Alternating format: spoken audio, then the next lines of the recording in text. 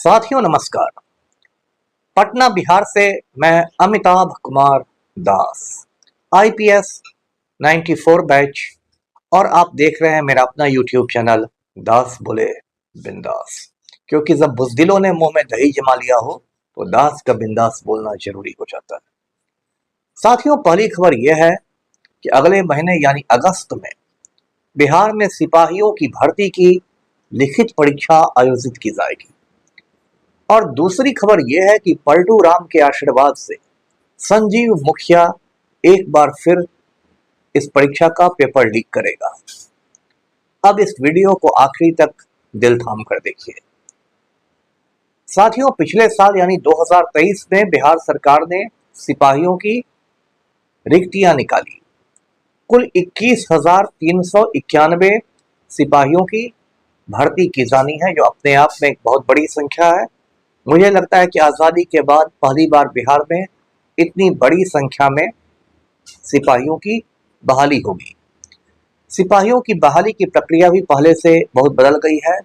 जब मैं एसपी हुआ करता था जिलों में, उस समय जो सिपाहियों की बहाली होती थी वो रेंज लेवल पर होती थी। एक रेंज में कई जिले होते हैं, तो रेंज मुख्यालय में सिपाहियों की बहाली होती थी। जो डीआईजी होते थे वो बोर्ड के चेयरमैन रहते थे, बाकी एसपी लोग उसके सदस्य रहते थे, और इस तरह से बहाली होती थी। लेकिन सुशासन काल में पलटू राम ने एक केंद्रीय चयन परिषद का गठन किया और कहा कि अब केंद्रीय चयन परिषद के माध्यम से ही सिपाहियों की बहाली की जाएगी। मतलब उसको केंद्रीकृत कर दिया गया, सेंट्रलाइज कर दिया गया। तो साथियों, ये केंद्रीय चयन परिषद के अध्यक्ष बनाए गए पिछले साल के भी पहले श्री संजीव कुमार सिंघल। श्री संजीव सिंघल जो है ये 1988 बैच के आईपीएस अधिकारी हैं। मैंने उनके बारे में पहले भी आपको बताया है। जब सीवान में एसपी हुआ करते थे, 1996 की बात है, तो इन पर शहाबुद्दीन ने गोलियां बरसाई थी AK-47 से, और ये बिल्कुल दुम दबाकर कायरों की तरफ भाग खड़े हुए थे। मुझे जब तस्लीमुद्दीन ने किशनगंज एसपी पद से हटवाया था, ये सन 2001 की बात है, तो मेरी जगह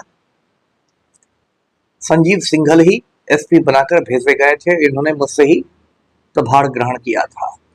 जब ये बिहार के डीजीपी थे, पुलिस महानिदेशक थे, तब भी इनका कार्यकाल काफी विवादों से भरा रहा था। मैंने पहले भी बतलाया होगा, एक अभिषेक अग्रवाल नाम के ठग ने इनको 40 बार फोन किया ये कहकर कि मैं पटना हाईकोर्ट का चीफ जस्टिस बोल रहा हूँ, और आदित्य कुमार नाम के एक आईपीएस पर जो केस हुआ था उसकी फाइल को बंद करवा दिया। बाद में जब पलटू राम से मीडिया वालों ने पूछा कि क्या सिंघल साहब पर कार्रवाई होगी, तो पलटू राम बोले कि नहीं नहीं, अब तो बेचारे रिटायर कर रहे हैं, जाने दीजिए, उनको जाने दीजिए। लेकिन आप जानते हैं कि जो हमारे पलटू राम हैं, उनको इस तरह के गलत लोग, दागी लोग, भ्रष्ट लोग, ये लोग बहुत ही प्रिय होते हैं, और इनसे बिल्कुल एक अनजाने डोर से पलटू राम हमारे बंधे रहते हैं। तो उसी डोर ने काम किया, और रिटायरमेंट के कुछ समय बाद ही संजीव सिंघल को केंद्रीय चयन परिषद का चेयरमैन बना दिया गया।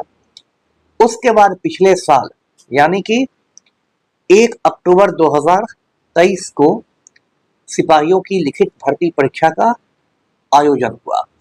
1 अक्टूबर की शाम होते होते ये बात फैल गई कि इसका जो आंसर की है, इसके आंसर्स जो है वो वायरल हो गए हैं सोशल मीडिया पर। लेकिन सिंघल साहब बिल्कुल अपनी घनी मूछों पर ताव देते रहे। उन्होंने कहा कि ऐसा कुछ भी नहीं हुआ है, बहुत अच्छी परीक्षा हुई है, कदाचार मुक्त परीक्षा हुई है, यूं ही अफवाहें उड़ाई जा रही हैं, ये सब बातें उन्होंने की। लेकिन जो ईओयू है, आर्थिक अपराध इकाई बिहार पुलिस की, उसने 2 अक्टूबर यानी गांधी जयंती तक आते आते इतने सबूत इकट्ठा कर लिए कि 3 अक्टूबर को झक मार के सिंघल साहब को वो सिपाही भर्ती की जो लिखित परीक्षा थी उसको रद्द करना पड़ा। उसके बाद पूरे बिहार में जैसा होना था हंगामा मचा कि ये क्या मजाक है। इसके पहले भी कई परीक्षाओं के पेपर लीक हुए थे। बीपीएससी की 67वीं संयुक्त परीक्षा का पर्चा भी लीक हुआ था 2022 में। तो ये सबको लेके बहुत हंगामा हुआ, और हंगामा इतना बढ़ा कि दिसंबर के आते आते पलटू राम ने संजीव सिंघल को उनके पद से हटा दिया, यानी संजीव सिंघल की केंद्रीय चयन परिषद से छुट्टी हो गई। उसके बाद 1990 बैच की आईपीएस है मैडम शोभा ओहटकर, जो काफी ईमानदार ऑफिसर है। मैडम शोभा ओहटकर अभी डीजी होमगार्ड है। मैडम शोभा को अतिरिक्त प्रभार दिया गया केंद्रीय चयन पर्षद का। अब देखिए बिहार में सुशासन में कैसे कैसे खेल होते हैं। जब मैडम शोभा ओहटकर चयन पर्षद की अध्यक्षा बनी, चेयरपर्सन बनी, तो उन्होंने संजीव सिंघल से और गृह विभाग से भी पत्राचार किया कि जितने भी अभिलेख हैं सिपाहियों की भर्ती से संबंधित, जितने भी दस्तावेज हैं, उन सभी दस्तावेजों का मुझे प्रभार सौंप दिया जाए। ये बिल्कुल जायज मांग थी क्योंकि अब वो अध्यक्षा थी। लेकिन जो कहते हैं ना, चोर की दाढ़ी में तिनका वाली बात थी। संजीव सिंघल ने मैडम शोभा ओहटकर को कोई भी फाइल का चार्ज नहीं दिया, दस्तावेजों का प्रभार नहीं सौंपा, और गृह विभाग भी बिल्कुल, जो मैं कहता हूं कि मुंह में दही जमाकर बैठा रहा, वहां से भी कोई एक्शन नहीं हुआ। उसके बाद इसी तरह कुछ महीने बीते और फिर मैडम शोभा ओहटकर की भी छुट्टी हो गई और फिर जितेंद्र कुमार सर है 93 बैच के, उनको चेयरमैन बनाया गया। देखिए जितेंद्र कुमार सर को मैं जानता हूँ, हम लोगों ने सीआईडी में साथ साथ काम किया है। 1999 से 2000 तक हम लोग साथ साथ थे सीआईडी में, और आईपीएस ऑफिसर्स मेस में भी कुछ समय हम लोग बगल बगल वाले कमरों में रहते थे। मैं जितेंद्र कुमार सर की इज्जत करता हूँ, ईमानदार आदमी है, भले आदमी है, तो उनको चेयरमैन बनाया गया। इस बीच ईओयू पर लगातार दबाव था कि भाई कुछ रिजल्ट दो, कुछ हो नहीं रहा है। तो ईओयू ने भी सिंघल के घर जाकर मतलब पूछताछ वाली जो खाना पूरी थी वो खाना पूरी की, और ईओयू के अधिकारी चाय पी के आ गए। इस बीच एक और धमाकेदार खुलासा हुआ। वो खुलासा ये हुआ कि जिस प्रिंटिंग प्रेस से कलकत्ता में सिपाही भर्ती के प्रश्न पत्र छपवाए गए थे, उस प्रिंटिंग प्रेस का अता पता ही नहीं है। वो प्रिंटिंग प्रेस अस्तित्व में ही नहीं है, वजूद में ही नहीं है, वो हवा में है। और ये भी पता चला कि खुद संजीव सिंघल साहब 2 बार कलकत्ते का तूफानी दौरा कर चुके हैं, और जिस प्रिंटिंग प्रेस को टेंडर दिया गया वो पर्चा छापने का, उस प्रिंटिंग प्रेस ने एक दूसरे प्रेस से वो पर्चा छपवाए। मतलब कैसे कैसे खेल होते आप समझिए। उसके बाद ये भी बात आई कि परीक्षा के दिन जब मोतिहारी जा रही थी गाड़ी, प्रश्न पत्रों के बंडल जा रहे थे, तो उसको रास्ते में रोक के उसकी तस्वीरें खींची गई, वहां से लीक किया गया। ये सब इतना मतलब आप कह सकते इतना झोल हुआ उस परीक्षा में कि कायदे से संजीव सिंघल साहब की गिरफ्तारी होनी चाहिए थी। लेकिन चूंकि पलटू राम मुख्यमंत्री हैं तो बिहार में कायदा से कोई काम होगा नहीं। इस बीच पलटू राम ने क्या किया, चुपके चुपके चोरी चोरी पतली गली से संजीव सिंघल को ऊर्जा विभाग में सुरक्षा सलाहकार बना दिया। आप देखते हैं ऊर्जा विभाग का मुख्यालय है विद्युत भवन पटना के बेली रोड पर, वहां वो सुरक्षा सलाहकार बन गए संजीव सिंघल जी।